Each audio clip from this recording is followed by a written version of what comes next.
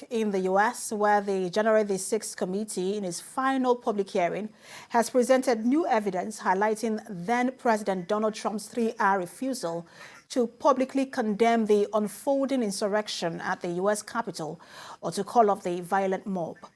The primetime session, the 8 hearings so far this summer, focused on the 187 minutes between Mr. Trump telling his supporters to march to the Capitol and when he finally told them to go home.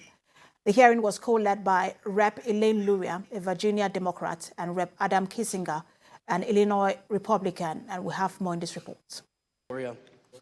1 week after the attack, Republican leaders... The final installment of the January 6th committee hearings have promised to lay out what happened in the White House as rioters stormed the Capitol, forcing members of Congress to shelter in place. The committee says former U.S. President Donald Trump's inaction for 187 minutes put lives in danger and nearly upended America's democracy. It says Trump tweeted out a recorded video statement calling on rioters to go home that many turned to leave. Unlike previous hearings, some changes had to be made as Representative Ben Thompson tested positive for COVID and cannot be in the hearing room. So something a lot more kind of definitive and not ambiguous, because he has that power over his folks. Ms. Matthews, you told us about a colleague who said during the attack that the president should not condemn the violence. Can you please tell us about that moment and your reaction? In 2016, when he was first running for office, Donald Trump said this: "I could stand in the middle of Fifth Avenue and shoot somebody, and I wouldn't lose any voters." That quote came to mind last week when audio from Trump advisor Steve Bannon surfaced from October 31st, 2020, just a few days before the presidential election. Let's listen. Today. Among witnesses, CBS News confirmed the committee will hear from Matthew Pottinger, a former National Security Council official, and Sarah Matthews, a former Deputy White House Press Secretary. Both resigned from their positions in the aftermath of the insurrection. What explains President Trump's behavior? Why did he not take immediate action in a time of crisis? Because President Trump's plan for January 6th was to halt or delay Congress's official proceeding to count the votes. The mob attacking the Capitol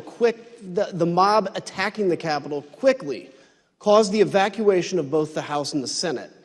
The count ground to an absolute halt and was ultimately delayed for hours. The mob was accomplishing President Trump's purpose, so of course he didn't intervene. Here's what will be clear by the end of this hearing. President Trump did not fail to act during the 187 minutes between leaving the ellipse and telling the mob to go home. He chose not to act. Yeah, it was insufficient. I think you could count me among those who was hoping to see an unequivocal, strong statement clearing out the Capitol, telling people to stand down, leave, go home. I think that's what we were hoping for. And I disagreed. I thought that we should condemn the violence and condemn it unequivocally. And I thought that he needed to include a call to action and to tell these people to go home.